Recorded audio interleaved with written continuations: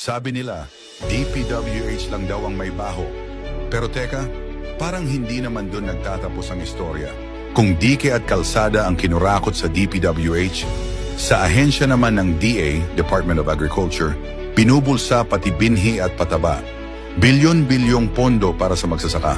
Pero bakit hanggang ngayon gutom pa rin ang karamihang Pilipino?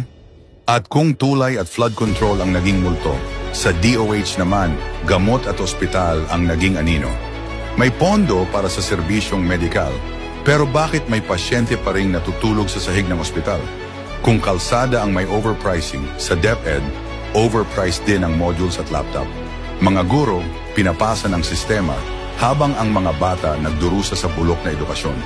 At kung baha ang iniwan ng DPWH sa ibang ahensya, baha rin ng kasinungalingan, baha ng pagkakait, baha ng nakawan, hanggang nalunod na ang bayan sa korupsyon.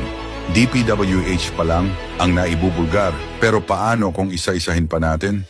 Ilang ilog ng dugo, ilang bundok ng utang, ilang buhay ang kailangang malibing bago sila managot? Gising Pilipinas,